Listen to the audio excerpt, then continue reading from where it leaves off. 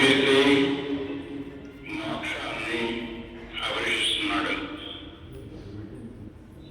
అంటే బంధ విముక్తిని కోరుతున్నాడు.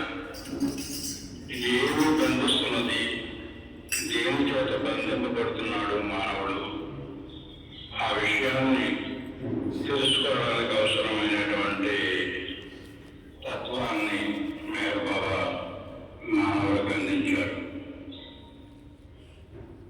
వాస్తవానికి మానవుడిగా జీవిస్తుండేటువంటి ఈ వ్యక్తి అయినప్పటికీ కూడా తాను తనంతట తానుగా బంధ విముక్తుడు కాగలడా?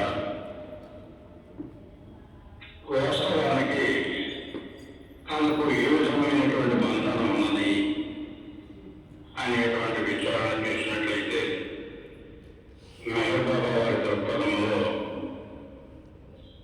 మానవునకు ఏ విధమైనటువంటి బంధన లేదు అని అంటారు.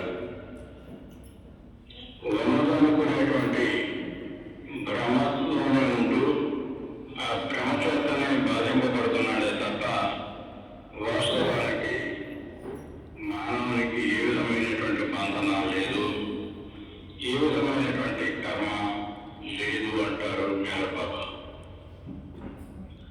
కానీ మానవుడికి ఆశ్చర్యంగానే ఉంటుంది ఆయన యొక్క ఈ సందేశం వినేటప్పటికీ.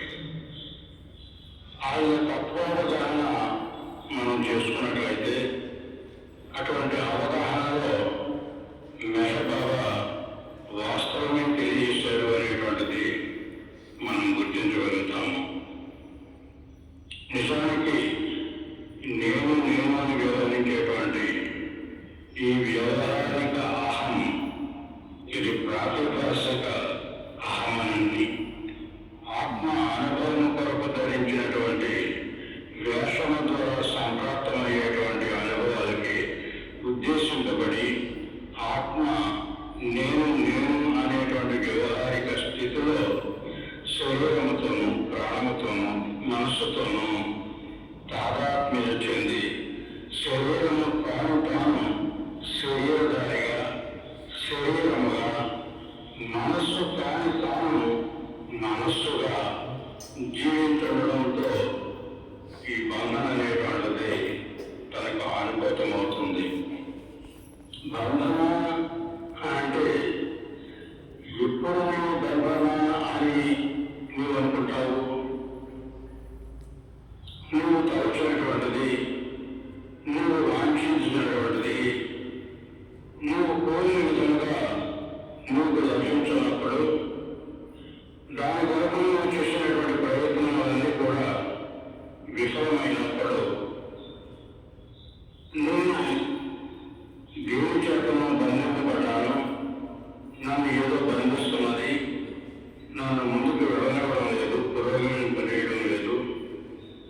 కానీ నేను పురోగమించడానికి, నేను బంధవిముక్తుని కావడానికి అవసరముగా ఏదో ఒక తెలియనటువంటి ఒక శక్తి, ఏదో ఒక తెలియనటువంటి ఒక స్థితి ఇది నిర్వహింపజేస్తుంది అనేటువంటి గుర్తింపు ద్వారా నీవు బంధితుడై ఉన్నావని, ఈ బంధ విముక్తిని కోరుతున్నావనేటువంటిది తెలియబడుతుంది. మెహర్ బాబా ఈ ఆధ్యాత్మిక తత్వంలో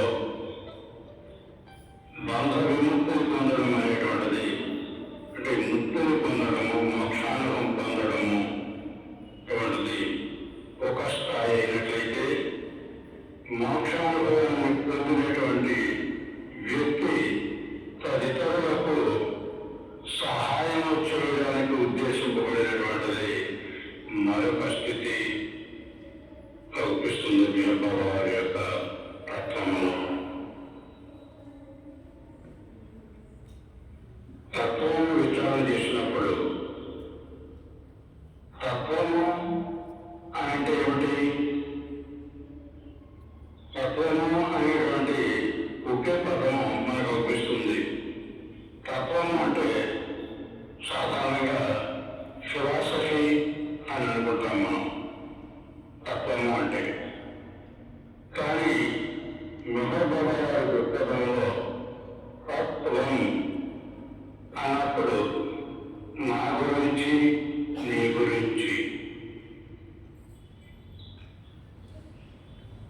చెప్పేదంతా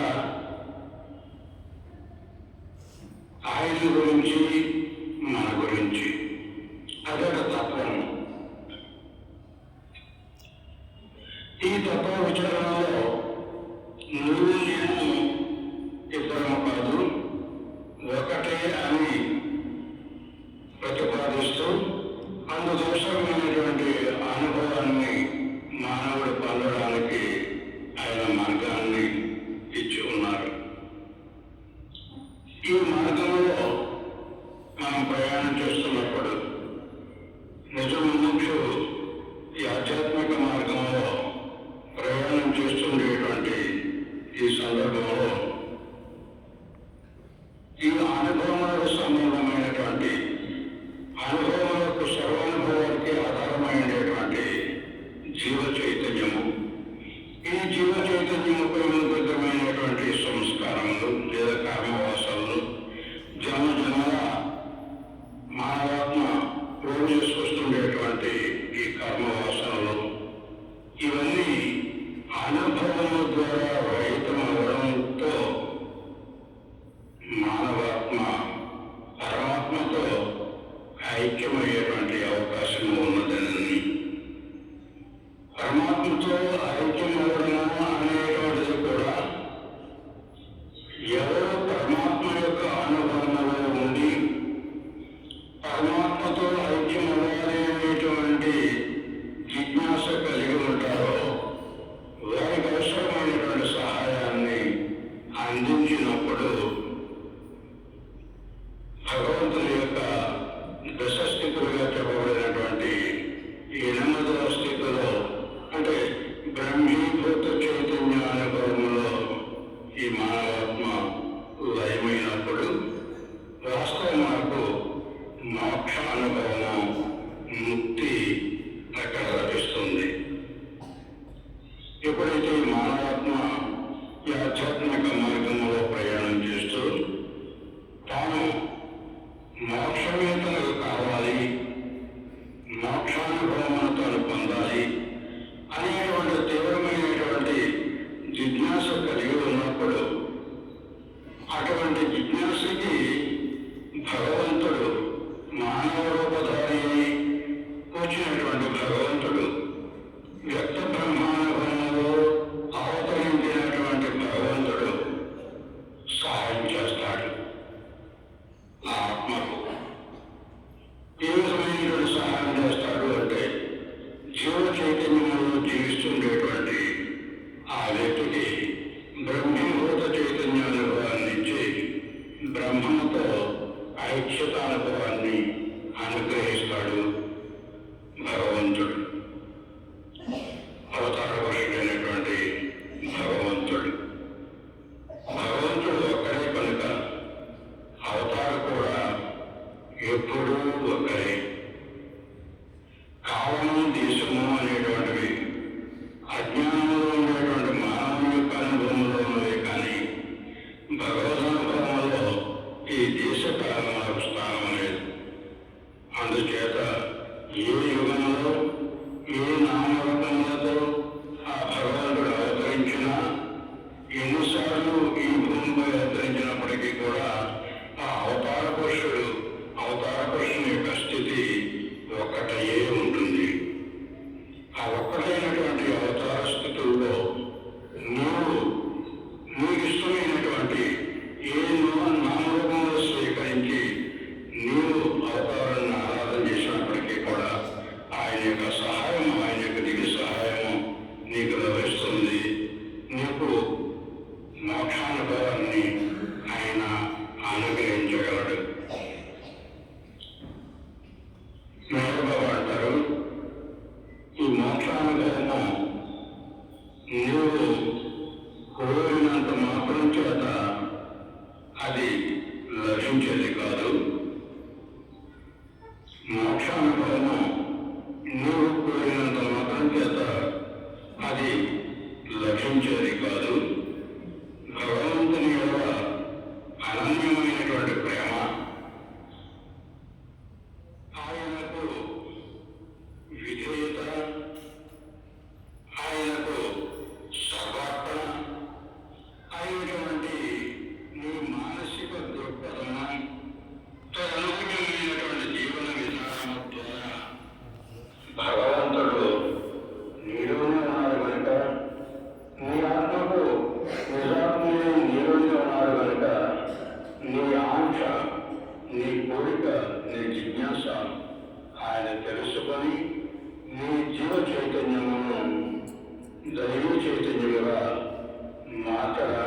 విధమైనటువంటి సహాయాన్ని భగవంతుడు చేస్తాడు. అవతార పురుషుడు. నీవు శ్రీరాముని ఇష్టపడి శ్రీరాముని ఆరాధన చేసిన, శ్రీకృష్ణుడిని ఇష్టపడి శ్రీకృష్ణుడిని ఆరాధన చేసిన, బుద్ధుని ఆరాధన చేసిన, యేసుక్రీస్తుని ఆరాధన చేసిన, మహమ్మద్ ప్రవక్తను అనుసరిస్తూ అల్లాహే దేవుడు అనేటువంటి దృక్పథంతో నీవు ఆయన ఆరాధన చేసినప్పటికీ కూడా అవతారం ఒక్కడే కనుక ఈ ప్రస్తుత కాలంలో అవతరించినటువంటి అవతార పురుషుడు మెహర్ బాబా నీకు సహాయం చేస్తాడు. ఎందుకంటే రామునికి మెహర్ బాబాకు భేదం లేదు, కృష్ణునికి మెహర్ బాబాకు భేదం లేదు, అదేవిధంగా యేసుక్రీస్తుకి మెహర్ బాబాకు భేదం లేదు. ఎందుకంటే ఏ దివ్యాత్మ శ్రీరాముడిగా అవతరించినదో, ఏ దివ్యాత్మ కృష్ణుడిగా అవతరించినదో, ఏ దివ్యాత్మ బుద్ధుడిగా అవతరించినదో ఆ దివ్యాత్మయే ఇప్పుడు మెహర్ బాబాగా అవతరించినటువంటిది. దివ్యాత్మ సంబంధమైనటువంటి వారి యొక్క అనుభవంలో కానీ ఎరుకలో కానీ ఏ విధమైనటువంటి భేదము లేదు. నేను రామాన్ని విశ్వసించి ఆరాధన చేస్తున్నాను, మెహర్ బాబా సహాయం చేస్తారా అంటే రాముని విశ్వసించి వారు వాదించేటువంటి రీతిలో నీవు ఆరాధన చేసినట్లయితే తప్పనిసరిగా ఈ యుగమందు మనందరి కొరకు, మనందరినీ రక్షించడం కోసం, మనందరినీ మన నిజగమ్యంలో చేర్చడానికి ఉద్దేశింపబడినటువంటి ఈ యుగావతారుడు మెహర్ బాబా సహాయం చేస్తారు. అందులో ఎట్టి సందేహము లేదు. ఈ విధంగా ప్రప్రథమముగా భగవంతుని యొక్క అనన్యమైనటువంటి ప్రేమ కలిగి భగవంతుడు వాంఛించినటువంటి రీతిలో దైవం యొక్క విధేయత కలిగి, ఈ విధేయతే నైతిక విలువలను కలిగింపజేసేటువంటిది, మన నైతిక సూత్రములను ప్రతిపాదింపజేసేటువంటిది ఈ విధేయత. దైవం ఏ విధంగా జీవించాలని వాంఛిస్తున్నాడో ఆ విధమైనటువంటి జీవితాన్ని మనం జీవించడానికి ప్రయత్నం చేయడం ద్వారా ఆయనకు విధేయమై ఉంటాము. అంతేకాకుండా ఆయనకు సర్వార్పణ అవ్వాలి, సర్వార్పణ భావంతో జీవించాలి. సర్వము నీవే, సర్వము నీదే అనేటువంటి దృక్పథము కలిగి మనము త్యాగ నిరతితో జీవించగలిగినప్పుడు ఆయన ఎడల ప్రేమ, ఆయనకు చూపించే విధేయత, ఆయన ఎడల మనం చూపించేటువంటి సర్వార్పణ భావము, అప్పుడు మన ఆత్మయే మనలో ఉండేటువంటి భగవంతుడు మనకు సహాయం చేస్తాడు. వాస్తవానికి ఏమి వాంఛిస్తున్నామో ఆయనకు తెలుసు, సర్వజ్ఞుడైన భగవంతులకు. అప్పుడు ఈ మోక్షానుభవాన్ని వాంఛించేటువంటి వ్యక్తికి చైతన్యమును మార్చి జీవ చైతన్యము నుండి నేరుగా 8వ స్థితి ఉన్నటువంటి, అంటే భగవంతుని యొక్క దశావస్థలు తెలియజేస్తూ ఈ బ్రహ్మీభూత చైతన్యానుభవములకు సంబంధించినటువంటిది 8వ స్థితిగా తెలియజేస్తారు. ఈ దశావస్థలో 8వ అవస్థగా తెలియజేస్తారు. నేరుగా మానవాత్మను ఇక ఈ భూమిక అనుభవాలు అవసరం లేకుండా కానీ, ఈ సూక్ష్మ మానసిక చైతన్య భూమికలు అవసరం లేకుండా కానీ నేరుగా ఆయన ఈ బ్రహ్మీభూత చైతన్య అనుభవంలో ప్రవేశింపజేసి మోక్షానుభవాన్ని అనుగ్రహించి తనలో ఐక్యం చేసుకుంటాడు. సర్వమైనటువంటి భగవంతుడైనటువంటి తనలో జీవాత్మను ఐక్యం చేసుకుంటాడు. ఆ విధముగా ఈ ముక్తి మోక్షం అనేటువంటిది చెప్పబడుతున్నది. ఇక ఆధ్యాత్మిక మార్గంలో ప్రవేశించినటువంటి వ్యక్తి ఆధ్యాత్మిక సంబంధమైనటువంటి అనుభవాలని అనుభవిస్తూ భౌతిక చైతన్యానుభవముతో భౌతిక ప్రపంచమును, సూక్ష్మ చైతన్యానుభవముతో సూక్ష్మ ప్రపంచమును, మానసిక చైతన్యానుభవం అనుభవంతో మానసిక ప్రపంచమును జీవిస్తూ క్రమంగా పురోగమిస్తుండేటువంటి వ్యక్తి ఈ ఆరవ చైతన్య భూమికి అనేటువంటి భగవంతుని యొక్క వాస్తవికమైనటువంటి దర్శన భాగ్యాన్ని పొందిన పిదప, అంటే అప్పటి వరకు కూడా ఆ వ్యక్తి దేవుని గురించి అనేక ఊహలు కల్పనలో జీవిస్తూ ఉంటాడు. ఫలానా వారి దేవుడు, ఫలానా స్త్రీ దేవుడు అనేటువంటిది. వాస్తవంగా తాను సంస్కార బంధితుడై కర్మబంధితుడై ఉండేటువంటి మానవ అవస్థానంలో తన కర్మ సూచించినట్లుగా తన సంస్కారం ప్రతిపాదించినటువంటి ఆ పరిధిలో మాత్రమే దేవుని గురించి ఊహించగలుగుతాడు, దేవుణ్ణి విశ్వసించగలుగుతాడే తప్ప వాస్తవంగా దేవుని గురించి తెలిసి కాదు. ఈ ఆధ్యాత్మిక ప్రయాణంలో ఐదవ చైతన్య భూమిక అని చెప్పబడేటువంటి మానసిక స్థితిలో, నిజ మనస్సు యొక్క అనుభవ స్థితిలో తాను పరిమితమైనటువంటి వ్యష్టి మనస్సు యొక్క అనుభవం నుండి సమస్య సంబంధమైనటువంటి మనస్సును సహితం అధిగమించి విశ్వ మనస్సులో ప్రవేశించినట్టుగా ఈ విశ్వ మనస్సు యొక్క వాస్తవిక స్థితి ఏమిటంటే అజ్ఞానం యొక్క కూడలి. ఈ విశ్వ మనస్సు అనేటువంటిది, ఈ విశ్వ మనస్సు అనేటువంటిది అజ్ఞానం యొక్క, అవిద్య యొక్క కూడలి స్థానము. అప్పుడు ఈ విశ్వ మనస్సు యొక్క అనుభవం నుండి అధిగమించిన పిదప అప్పుడు అజ్ఞానం పూర్తిగా తొలగిపోయి ఈ విధంగా అనుభవపూర్వకముగా, యోగపూర్వకముగా అజ్ఞానం పూర్తిగా తొలగినట్టు తప్ప అప్పుడు దేవుడు వాస్తవికమైనటువంటి స్థితి చైతన్య స్థితి కనుక ఆ చైతన్యమై అనంత దైవీ చైతన్యమై తన జీవ చైతన్యమునకు సాక్షాత్కార అనుభవాన్ని అనుగ్రహిస్తాడు.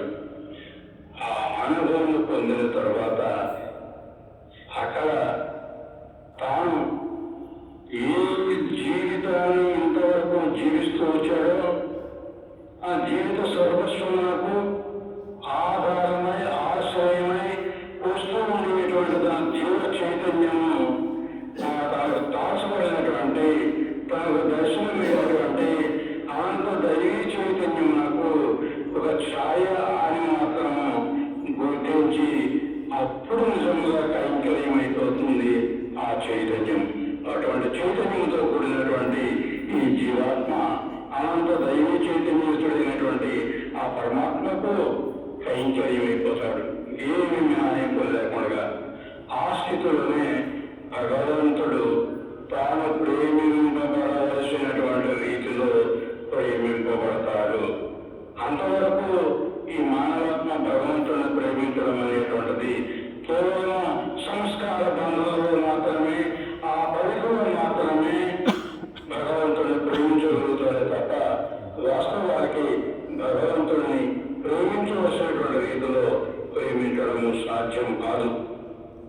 ఇక్కడ ఆరవ చైతన్య బంధుకానుబంధంలో మాత్రమే, ఈ విశ్వ మనస్సును అధిగమించినటువంటి అనుభవ స్థితిలో మాత్రమే, అజ్ఞానం పూర్తిగా కలిగినటువంటి ఈ అనుభవ స్థితిలో మాత్రమే భగవంతుడు చైతన్యమై సాక్షాత్కరించినప్పుడు తాను జీవ చైతన్యుడైనటువంటి ఆత్మ ఆ భగవంతునికి, చైతన్య స్వరూపుడైనటువంటి భగవంతునికి కైంకర్యమైపోతుంది.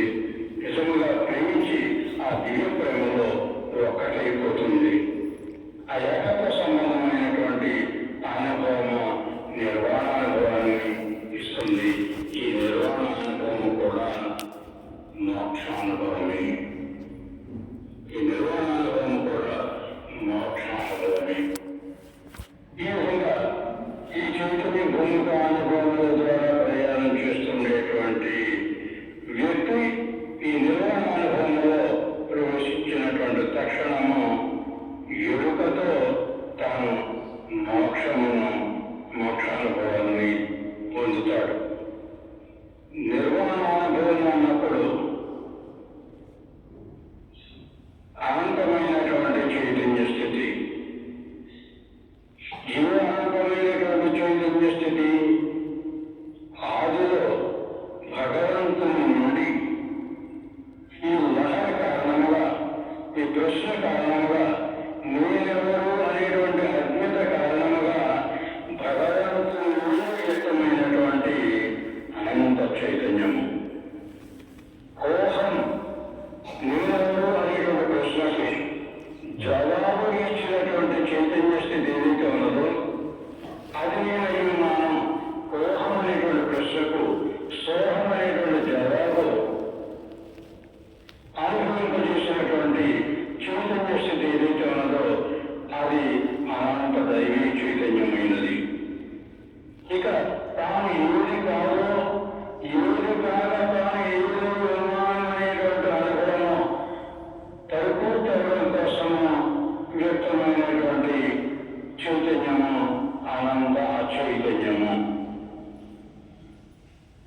ఈ అన్కాన్షియస్నెస్, ఈ అనంత చైతన్యమే ఈ జీవుని పరిణామ అవస్థలు అయితేనేమి, పునర్జన్మ అనుభవాలు అయితేనేమి, ఆధ్యాత్మిక మార్గంలో అయితేనేమి, ఈ స్థితులన్నిటిలో కూడా ఈ జీవునికి జీవాత్మకు అనుభవాన్ని ఇచ్చేటువంటి ఈ చైతన్యము అనంత చైతన్య స్థితి.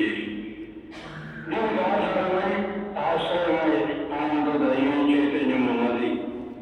ఈ అనంత చైతన్యము కలిగి ఈ అనంత చైతన్యముపై ముద్రితమైనటువంటి కర్మవాసనలు, ఈ సంస్కారాలు, వీటి కారణంగా తనకు ఆధారమైనటువంటి అనంత దైవ చైతన్యము గుర్తించకుండానే ఈ దీర్ఘకాల ప్రయాణం అంతా కొనసాగినది.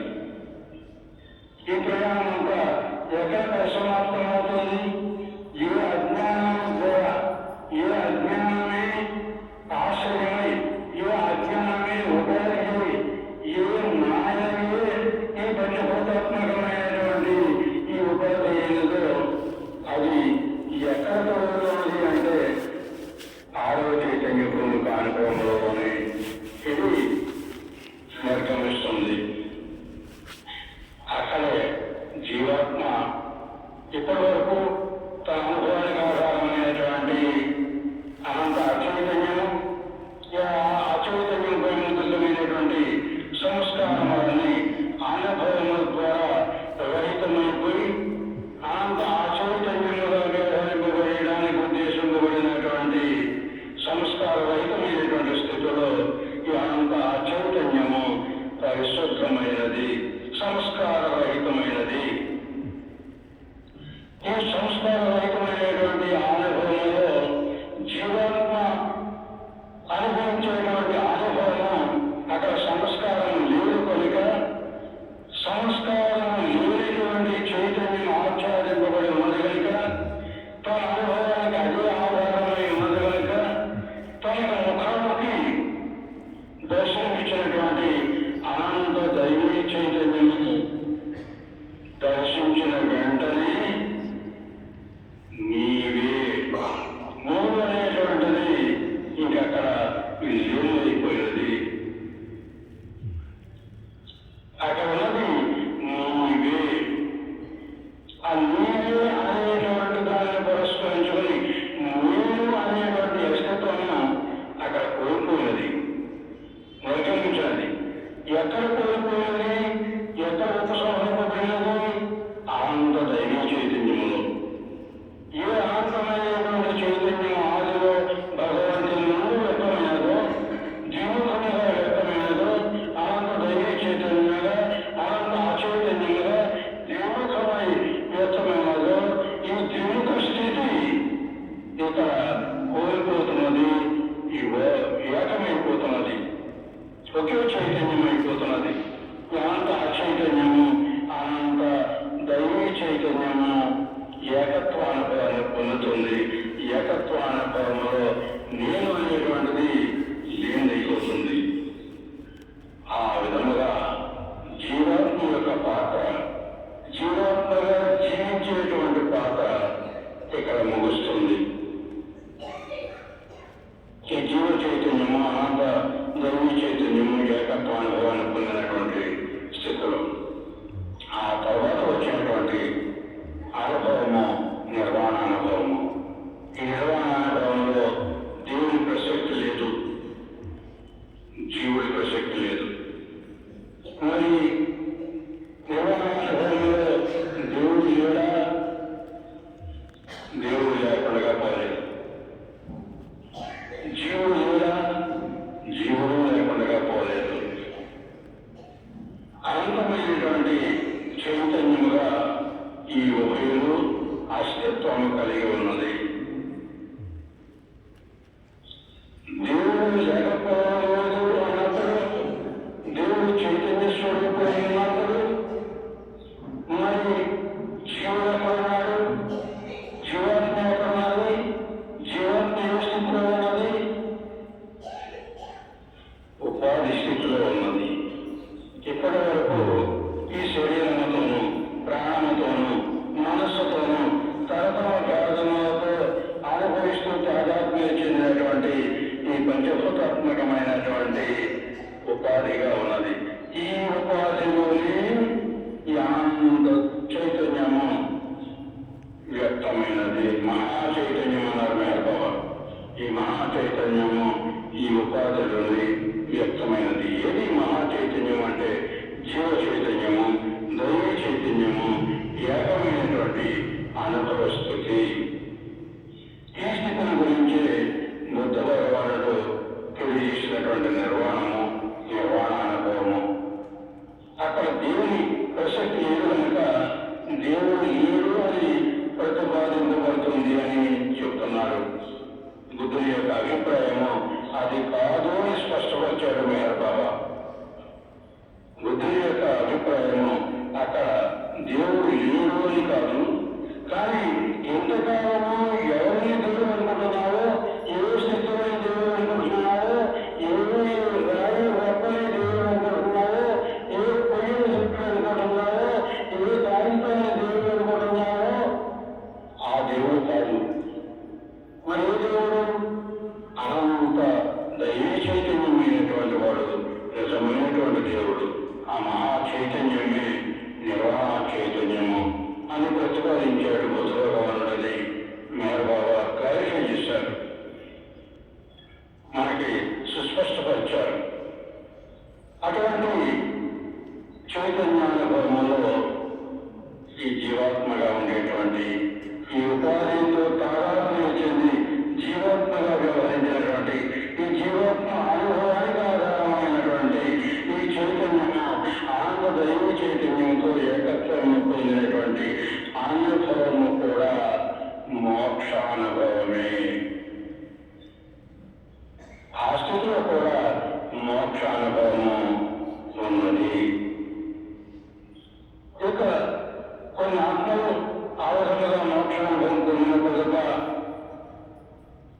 ఈ అనుభవం మరుక్షణంలోనే ఈ అనంత దైవీ చైతన్యము ఆత్మ చేత నేను దేవుణ్ణి అని అనుభవాన్ని అనుభవింపజేస్తుంది. ఈ మహా చైతన్యము పరిశుద్ధమైనటువంటి అనంతమైనటువంటి దైవీ చైతన్యము ఆత్మను నేను దేవుణ్ణి అనేటువంటి అనుభవాన్ని అనుభవింపజేస్తుంది. అహం బ్రహ్మాస్మి అనేటువంటి అనుభవాన్ని ఇస్తుంది. ఇది ఏడవ చైతన్య భూమిక అనుభవంగా, భూమిక అనుభవంగా తెలియజేస్తారు మేహర్ బాబా. ఈ అనుభవం పొంది కొన్నాళ్ళు శరీరధారి అయి శరీరంతో జీవించి తర్వాత భగవంతుని యొక్క అనంత శక్తి జ్ఞానానందము యొక్క అనుభవముల సహితము ఏడుకతో రుచి చూసి అనుభవించి తర్వాత శరీర విసర్జన చేస్తారు కొన్ని ఆత్మలు. అక్కడ అది మోక్షానుభవమే. ఈ విధంగా మోక్షానుభవములు కోరినటువంటి వ్యక్తుల యొక్క అనుభవంలో ఈ విధంగా భగవంతుని యొక్క వ్యక్తబ్రహ్మమైనటువంటి అవతార పురుషుని యొక్క సహాయము ద్వారా ఈ మోక్షానుభవాలు వారి కోరినటువంటి రీతిలో, ఆత్మ కోరినటువంటి రీతిలో మోక్షానుభవాన్ని అనుగ్రహిస్తారు భగవంతుడు. ఆ అనుభవము పొందుతారు. ఇక మెహర్ బాబా మరి ఇప్పుడు కొత్తగా చెప్పింది ఏమిటి, మానవునికి కొత్తగా అనుభవించినటువంటిది ఏమిటి? ఈ మోక్షానుభవ స్థితులన్నీ కూడా గతంలో చెప్పబడినటువంటివి. అదృష్టవంతులైనటువంటి కొంతమంది ఈ మోక్షానుభవాలను పొందినటువంటి వారు ఉన్నారు. మరటువంటిప్పుడు ఇప్పుడు అవతరించినటువంటి యుగావతారుడైనటువంటి మెహర్ బాబా నూతనంగా మానవుడికి ఇచ్చినటువంటి అనుగ్రహం ఏమిటి, మానవుడికి ప్రసాదించినటువంటి వరం ఏమిటి అని అంటే, ప్రతి వ్యక్తి కూడా ఆత్మీయ ఉన్నాడు కనుక, ప్రతి వ్యక్తి ఆత్మీయ ఉన్నాడు కనుక ఆత్మగా ఆత్మలో మేల్కొనాలి, పరిపూర్ణమైనటువంటి యువతతో మేల్కొనాలి. ఇప్పుడు ఏదో చైతన్య భూమిక అనుభవం ఉన్నది. ఆత్మ యొక్క వ్యక్తీకరణలో నేను బ్రహ్మమై ఉన్నాను అనేటువంటి అనుభవం ఉన్నది. ఆ అనుభవం భగవంతుని యొక్క అనంత శక్తి జ్ఞానానందం యొక్క అనుభవాన్ని అనుభవింపజేస్తుంది. అందులో సందేహం లేదు. అది ఒక భౌతిక ప్రపంచము, ప్రపంచానుభవం లేదు. ఏమీ లేనటువంటి దేవుడిగా మాత్రమే మిగిలిపోయి ఉన్నాడు, బ్రహ్మముగానే మిగిలిపోయి ఉన్నాడు. అటువంటి బ్రహ్మానుభవంలో శరీరధారి కొన్నాళ్ళు జీవించి ఉంటాడు. ఈ శరీరం ద్వారా ఆకలి తప్పకుండా భగవంతుని యొక్క శక్తి జ్ఞానానందం యొక్క అనుభవం ఉన్నది. వాటి వినియోగం ఏమీ లేదు. ఎందుకని? తన ఉనికికి సంబంధించినటువంటి ఉపాధిత్వంతో తాదాత్మ్యత లేదు. ఈ ఉపాధిలో ఉండేటువంటి ప్రపంచంలో దానికి సంబంధం లేదు, అనుభవం లేదు. ఆ విధంగా మోక్షానుభవం పొందుతున్నారు. కొన్నాళ్ళు జీవిస్తారు. ఇక కొద్ది రోజులు, లేదా వారం రోజులు, లేదా నెల రోజులు, లేదా ఒక సంవత్సరము ఆ విధంగా జీవించిన దానివల్ల ఎరుక లేదు, తన ఉపాధి ఎరుక లేదు, ప్రపంచం ఎరుక లేదు. ఆ తర్వాత శరీర విసర్జన చేస్తారు. అప్పుడు మోక్షానుభవం అనేటువంటిది సిద్ధిస్తుంది ఎరుకతో. ఇప్పుడు మెహర్ బాబా అనుగ్రహించినటువంటి వరం ఏమిటి అంటే, ఈ నూతన మానవాళికి అవసరముగా తాను బ్రహ్మము అయ్యున్నాను అనేటువంటి బ్రహ్మానుభవంలో ఏ శరీరంలో ఏ శరీరం ఆశ్రయించుకుని తాను బ్రహ్మానుభవాన్ని పొందుతున్నాడో, బ్రహ్మమైనటువంటి తాను ఈ శరీరము ద్వారా బ్రహ్మముగా, ఆత్మగా, దేవునిగా జీవించాలి. పూర్తి యువతతో తాను బ్రహ్మమై వ్యక్తమై, బ్రహ్మమై ఏ శరీరంలో వ్యక్తమయ్యాడో ఆ శరీరమును వినియోగించుకుంటూ, ఆ శరీరం యొక్క తాదాత్మ్యంతో తాను దైవీ జీవితాన్ని జీవించాలి. అలా జీవించడమే నిజమైనటువంటి గమ్యము అని అన్నారు మెహర్ బాబా. అలా జీవించేటువంటి జీవన విధానంలో తన ఉపాధిత్రయము, ఈ ప్రపంచము ఒక ఉపాధిగా మాత్రమే ఉపయోగించుకుంటాడు. తాను బ్రహ్మమై తన నిజ అస్తిత్వము, అహమస్మి, నేనున్నాను, అహం బ్రహ్మాస్మి, నేను బ్రహ్మమై ఉన్నాను అనేటువంటి తన అస్తిత్వము నిలుపుకుంటూ, ఈ అస్తిత్వములకు సంబంధించినటువంటి తన ఉనికికి సంబంధించినటువంటి తన స్వీయ అనుభవంలో ఈ ఉపాధి, ఈ పంచభూతాత్మకమైనటువంటి ఉపాధి తనకు ఉపాధిగా ఉన్నది, తనకు ఆచ్ఛాదనగా ఉన్నది.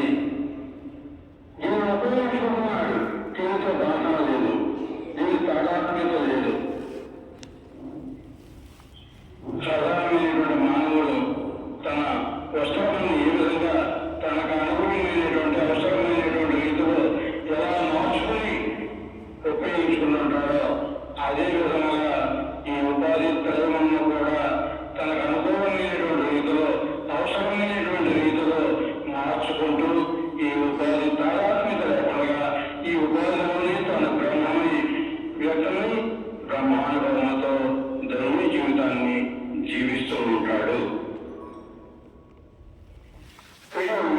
గమ్యము అన్నాడు మెహర్ బాబా. తాను బ్రహ్మమై వ్యక్తమై దైవ జీవితాన్ని జీవిస్తూ అనంత శక్తి జ్ఞానము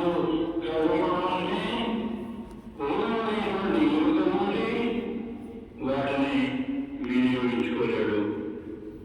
వినియోగించుకునేటువంటి అవకాశము అక్కడ లేదు. ఏడవ చైతన్య భూమికానుభవముల ద్వారా మహాబాబా ప్రథమ ప్రయాణముగా తెలియజేశారు. ఈ ప్రథమ ప్రయాణానంతరం తాను బ్రహ్మమయ వ్యక్తమై మరల విసర్జింపబడినటువంటి లేమితమే స్వభావంగా కలిగినటువంటి ఈ మనస్సును, ఈ ప్రాణము, ఈ ఉపాధిని దైవంగా తాను ఆ స్థితిలో ప్రవేశించి మనస్సును ప్రజ్ఞగా తన యొక్క ప్రాణము అంటే ఈ పంచి ప్రాణంలో ఉపయోగపడేటువంటి ఆ ప్రాణమును అనంత దైవశక్తిగా తన యొక్క శరీరమును విరాట్ శరీరంగా వినియోగించుకుంటాడు. దాంట్లో ప్రవేశించి విరాటై అనంత శక్తి కలిగి అనంత జ్ఞానము సంపాదించుకున్నటువంటి ఈ జీవన్ముక్తుడుగా జీవిస్తున్నటువంటి వ్యక్తి అంటే శరీరం కలిగి ప్రపంచంలో జీవన్ముక్తుడిగా జీవిస్తున్నాడు. దేనితో బంధం లేకుండా అటువంటి జీవన్ముక్తుడు కూడా అంత శక్తితో కలిగినటువంటి జీవన్ముక్తుడు కూడా దైవం యొక్క శక్తి కలిగి ఉన్నటువంటి జ్ఞానం కలిగినటువంటి ఆనందం కలిగి ఉండేటువంటి ఆ వ్యక్తి కూడా వారిని వినియోగించుకోలేడు. అలా జీవిస్తాడు. ఆ అనుభవంతో, ఆనందంలో, దైవ ఆనందంలో, దైవ జ్ఞానానందంలో, అనుభవంలో జీవిస్తూ ఉంటాడు. ఎంతకాలమైనా జీవించగలడు. కానీ వాటిని వినియోగించుకున్నటువంటి అవకాశం లేదు. ఇది ద్వితీయ జ్ఞానంగా తెలియజేస్తారు మెహర్ బాబా. దీనిని సాయుధ అనుభవమని, ఈ అనుభవాన్ని అనుభవించేసినటువంటి చైతన్యము స్వరూపీయత చైతన్యమని మెహర్ బాబా తెలియజేస్తారు. మన సాంప్రదాయంలో జీవన్ముక్తులు అంటారు. ఈ విధమైనటువంటి జీవితాన్ని జీవిస్తూ ఉండేటువంటి వారు. ఇక్కడ వరకు మెహర్ బాబా తెలియజేసినటువంటి తత్వంలో ఇక్కడ వరకు ఒక స్థాయి కలిగినటువంటిది. ఎవరైతే దైవీ అనుభవం కలిగి దైవ చైతన్యయుతులై వారు జీవిస్తూ ఉంటారో అలా జీవించేటువంటి వారు వారి అనుభవంలో ఉండేటువంటి భగవత్ సంబంధమైనటువంటి శక్తి, జ్ఞాన, ఆనందములను ఇతరుల పరముగా వినియోగించవలసినటువంటి అవసరం ఉండేటువంటి ఆత్మలు మరొక ప్రయాణం చేయవలసి ఉన్నది. సాధారణంగా మానవుడికి ఈ ద్వితీయ జ్ఞానంతో ప్రయాణం పూర్తయిపోతుంది. గమ్యం చేరినటువంటి వారు అవుతున్నారు. అంటే ఆదిలో తాను ఏ భగవంతుడు ఉన్నప్పటికీ కూడా నేను భగవంతుడు అనేటువంటి ఎరుక లేనటువంటి స్థితిలో ఉన్నాడు. అటు భగవంతుడు ఎరుక కోసము ఇంత దీర్ఘకాల ప్రయాణం ముగించుకొని చివరకు నేను దేవుడను అనంత శక్తి జ్ఞానంలో కలిగి ఉన్నటువంటి నేను దేవుడను అనేటువంటి అనుభవంతో సహా తాను మానవుడిగా సాధారణ మానవుడిగా జీవిస్తుండేటువంటి ఈ ప్రపంచంలోనే దైవముగా, దైవ అనుభూతితో, ఆత్మగా, ఆత్మానుభూతితో జీవించేటువంటి అవకాశము ఇక్కడ ఉన్నది. ఆ విధముగా మానవుడు మానవ అవస్థానాలను అధిగమించి దైవీ స్థితిని పొంది దైవముగా జీవించేటువంటి, దేవునిగా జీవించేటువంటి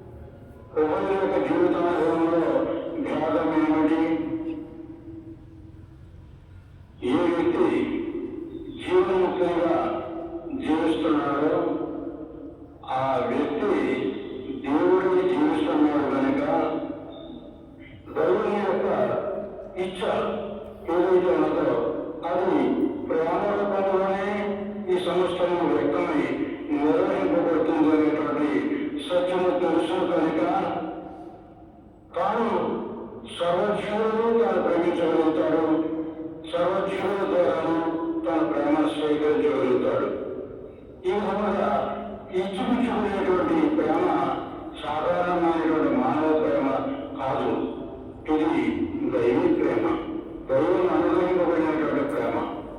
అటువంటి ప్రేమతో జీవిస్తున్నప్పుడు ఈ ప్రేమయే ఈ సర్వమును పరిపోషింపజేస్తుంది, ఈ ప్రేమయే ఈ సర్వమును వ్యక్తం చేస్తున్నది అనేటువంటి ఆ అనుభవంలో కలిగినటువంటి వ్యక్తి తాను వ్యక్తం చేసుకోగలిగినటువంటి ఆ ప్రేమ ద్వారా తనకు తారసపడినటువంటి ఎన్ని సమస్యలు ఉన్నప్పటికీ కూడా పరిష్కరించుకోగలుగుతాడు సునాయాసముగా. ఏ విధమైనటువంటి వ్యాపారపాటు లేకుండా, ఏ విధమైనటువంటి ఆటంకములు గురి కాకుండా. ఎందుకంటే తన దైవమే ఉన్నాడు, తన వాంఛితమే దైవ వాంఛితము. అంచేత తన ఇచ్చానుభూమిగా తను వాంఛించినటువంటి రీతిగా, అంటే తాను వాంఛించినటువంటి రీతి అన్నప్పుడు సంస్కారమైనటువంటి మానవుడిగా ఆయన వాంఛడదు. కర్మవంతుడైనటువంటి మానవుడు వాంఛించినటువంటి రీతిలో ఉండదు. ఎందుకంటే ఆయన అనుభవం దైవానుభవం కనుక, దైవాన్ని జీవిస్తున్నాడు కనుక దైవ శాసనానికి అనుభవమైనటువంటి రీతిలో తాను తల్లిదండ్రులందరికీ కూడా ఉపయుక్తమైనటువంటి రీతిలో తాను పనిచేయడానికి, జీవించడానికి అవసరమైనటువంటి ఇచ్చ కలిగి ఉంటాడు. ఆ ఇచ్చ ఏ ఆటంకము లేకుండా నిర్వహింపబడుతుంది.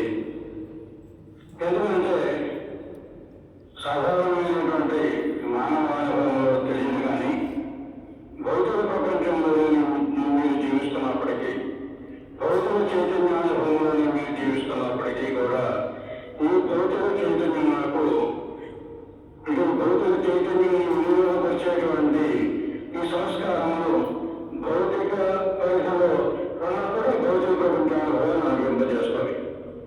మీరు తెలియకుండానే ఒక్కొక్కప్పుడు ఈ భౌతిక సంస్కారము మారిపోతుంది. మారిపోయేటప్పటికీ సంస్కారం యొక్క స్థితి కూడా మారుతుంది.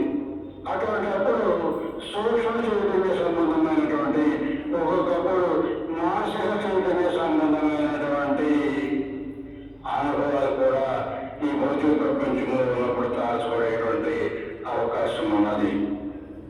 ఈ భౌతిక ప్రపంచ సంబంధమైనటువంటి ఈ చైతన్యమును, ఈ భౌతిక చైతన్యము, ఈ భౌతిక సంస్కారాలతో కూడినటువంటి ఈ చైతన్యమును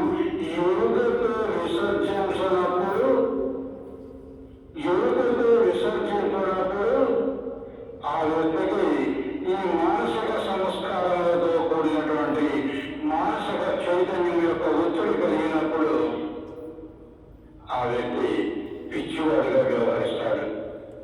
సాధారణమైనటువంటి మానవునికి అతని యొక్క జీవన విధానము అర్థం అవదు, తెలియబడదు.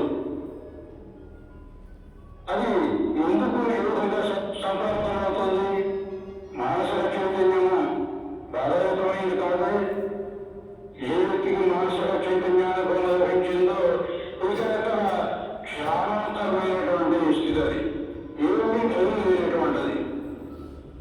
ఎందుకంటే అత్యంత సన్నిహితంగా భగవంతుని యొక్క అస్తిత్వ స్థితి ఉన్నది. అందుచేత ఈ మానసిక చైతన్య భూమికానుభవంలో ప్రవేశించినటువంటి, ఐదవ చైతన్య భూమికలో ప్రవేశించినటువంటి వ్యక్తికి ఏ విధమైనటువంటి భయము లేదు.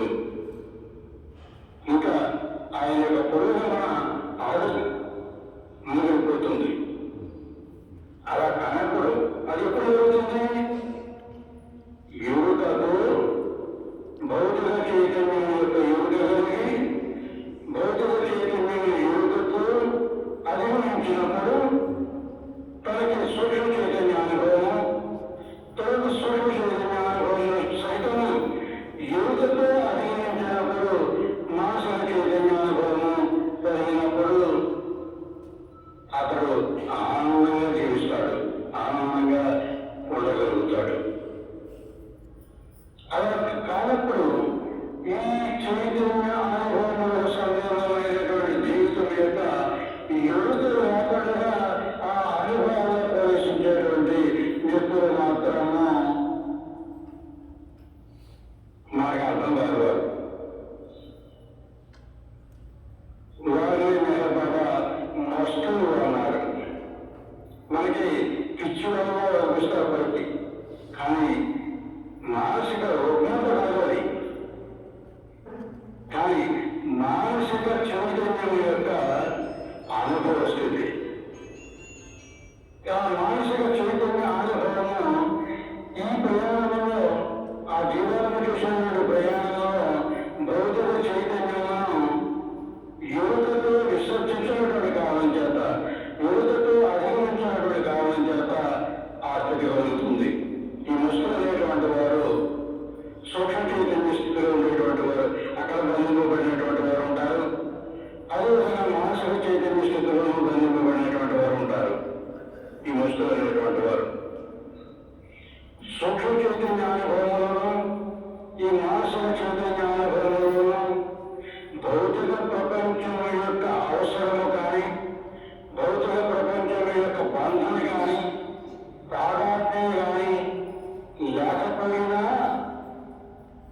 వారు సాధక స్థితిని అనుభవిస్తారు. ఆ స్థాయిలో అంటే సూక్ష్మ చైతన్య అనుభవంలో, సూక్ష్మ ప్రపంచ అనుభవంలో సంబంధమైనటువంటి తొలి సంబంధమైనటువంటి సాధికగానే వాళ్ళు జీవిస్తారు. సూక్ష్మ చైతన్యంలో కానీ, మానసిక చైతన్యంలో కానీ.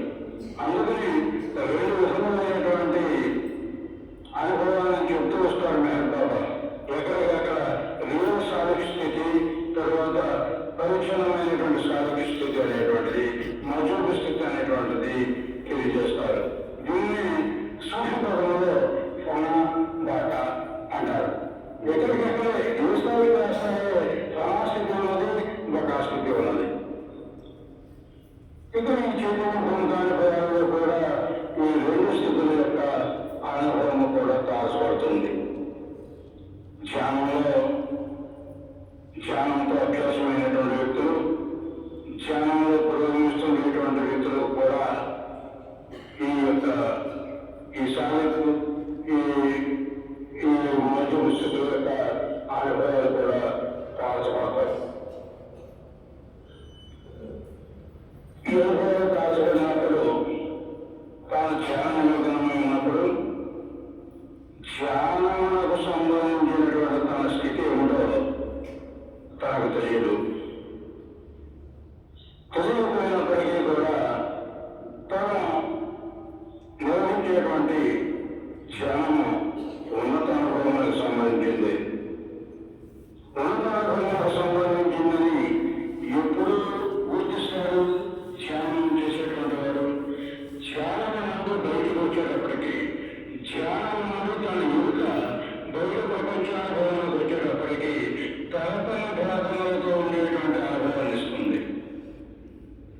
ఆ తరతమ భేదములతో కూడినటువంటి అనుభవము ధ్యానంలో ఉండేటువంటి ఉన్నతమైనటువంటి ఆ స్థితి నుండి దిగువ స్థాయికి తీసుకెళ్ళిపోతుంది. అటువంటి అప్పుడు గుర్తిస్తాడు తాను అక్కడ ఉండేటువంటి ధ్యానంలో నిమగ్నమైనటువంటి తాత్కాలికమైనప్పటికీ కూడా సమాధి స్థితి. అటువంటి సమాధి స్థితి నుండి, మజూబ స్థితి నుండి మరలా ప్రథమ భేదములతో సహజంగా మరో బయట ప్రపంచానికి వస్తున్నాడు. అక్కడ వచ్చేటప్పటికీ పంట గాలి తెలియబడుతుంది, ఆ చల్లదనం ఫీల్ అవుతారు. అప్పటి వరకు తెలియనటువంటి ఇవన్నీ కూడా, ఇవన్నీ ఆధ్యాత్మిక మార్గంలో తారసపడేటువంటి అనుభవ స్థితులు. ఇవి అనుభవ స్థితులన్నీ కూడా యువతతో అధిగమించిన పిదప 7వ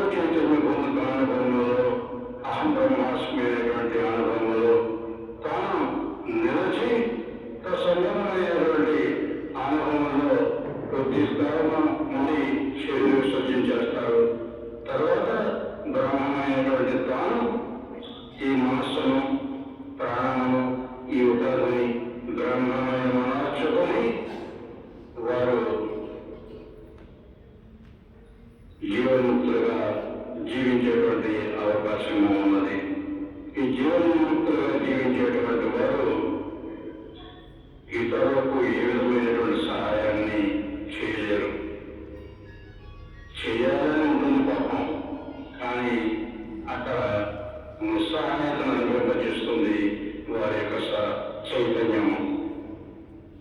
భగవంతుని యొక్క చైతన్యం యొక్క కండిషన్స్ గురించి మనం విచారణ చేస్తున్నప్పుడు భగవంతుని యొక్క ఈ చైతన్యము ఈ జీవన్ముక్తుని యొక్క అనుభవంలో ఈ జీవన్ముక్తుని యొక్క అనుభవం నుండి మరలా కుటుంబ అనుభవంలో ప్రవేశించేటువంటి సందర్భంలో తారసపడేటువంటి అనుభవ స్థితులు ఈ విధంగా ఉంటే ఒకటి తాను పరాత్పర పరబ్రహ్మమయము అనేటువంటి అనుభవాన్ని అనుభవింపజేసేటువంటి చైతన్యము ఒక స్థితి ఉంది. తాను పరాత్పర పరబ్రహ్మమయము అనేటువంటి అనుభవము ఒక స్థితి ఉంది. అంటే ఈ దైవ చైతన్యం యొక్క అనుభవ స్థితి. రెండవది హెల్ప్లెస్నెస్, నిస్సహాయ స్థితిని అనుభవింపజేసేటువంటి అనుభవ స్థితి కలిగి ఉన్నది. మరలా అనంత శక్తిని వ్యక్తం చేసేటువంటి అనుభవ స్థితి ఒకవైపు ఉన్నది. ఇక్కడ జీవన్ముక్తులుగా జీవిస్తున్నటువంటి వ్యక్తి యొక్క అనుభవంలో నిస్సహాయతను అనుభవింపజేస్తుంది దైవీ చైతన్యము. తమ అనుభవంలో దైవ సంబంధమైనటువంటి శక్తి జ్ఞాన ఆనందములు కలిగి ఉన్నప్పటికీ వాటిని వినియోగించుకోగలిగేటువంటి సమర్థత అక్కడ ఉండడం లేదు. తన చైతన్యము తను కలిగి ఉన్నటువంటి దైవ చైతన్యము ఆ అవకాశాన్ని ఇవ్వడం లేదు. ఆ తర్వాత ఆ స్టెప్ను అధిగమించినటువంటి అనుభవంలో మూడవ ప్రయాణంలో ద్వితీయ దివ్యయానం అని చెప్పేటువంటి ఆ ప్రయాణంలో దైవీ చైతన్యము యొక్క అనుభవము అనంత శక్తిని వ్యక్తం చేసేటువంటి అనుభవము, అనంత జ్ఞానము వ్యక్తం చేసేటువంటి అనుభవ స్థితి ఇస్తుంది. ఇది కుతూహలత చైతన్యమై సద్గురు యొక్క అనుభవంలో ఎప్పుడూ ఉండేటువంటి అనుభవ స్థితులని తెలియజేస్తారు మేఘాల బాబా. జీవన్ముక్తి యొక్క అనుభవం దగ్గరికి అంటే ద్వితీయ జ్ఞానం వరకు ఒక స్థాయి మహబాబా వారి యొక్క తత్వాన్ని మనం అవగాహన చేసుకుంటే ఈ ద్వితీయ జ్ఞానం వరకు ఒక స్థాయి. తర్వాత జీవన్ముక్తమైనటువంటి వ్యక్తి కుతుబుగా సద్గురువుగా వ్యవహరించేటువంటి అనుభవ స్థితి మరొకటి. ఇది చాలా ఉత్కృష్టమైనటువంటిది. అనుభవంలో కూడా ఉన్నతమైనటువంటి అనుభవం కలిగినటువంటిది. ఈ అనుభవము దేవుడు మానవ రూపంలో అవతరించినటువంటి అవతారం యొక్క అనుభవంలో ఉంటుంది. తర్వాత మానవుడు సద్గురువుగా వ్యవహరిస్తున్నటువంటి అనుభవ స్థితిలో ఉంటుంది. ఈ చైతన్యం యొక్క అనుభవం కుతుబ్ చైతన్యం అనేటువంటి అనుభవ స్థితి. ఈ 40 రోజుల కార్యక్రమంలో మనమంతా ఈ సులూక్యత చైతన్య అనుభవం వరకు కూలంకషంగా విచారణ చేసుకున్నాము. ఎందుకంటే చైతన్య భూమిక అనుభవములకు సంబంధించినటువంటి అవేర్నెస్ ఆఫ్ కాన్షియస్నెస్, చైతన్యం యొక్క ఎరుకకు సంబంధించినటువంటి తత్వాన్ని, దానికి సంబంధించినటువంటి అనుభవ స్థితులను గురించి మనం కూలంకషంగా విచారణ చేశాము. మెహబాబా తత్వ విచారణలో అవేర్నెస్ ఆఫ్ కాన్షియస్నెస్ అనేటువంటిది, కాన్షియస్ అవేర్నెస్ అనేటువంటి 2 స్థితులు. ఈ కాన్షియస్ అవేర్నెస్ అనేటువంటి ఈ అనుభవానికి సంబంధించినటువంటిది మొదటి ప్రయాణానికి సంబంధించినటువంటి 7వ చైతన్య భూమిక అనుభవించేటువంటి అహం బ్రహ్మాస్మి అనేటువంటి అనుభవ స్థితి. తర్వాత బటబుల్ అనుభవించేటువంటి ద్వితీయ యానానికి సంబంధించి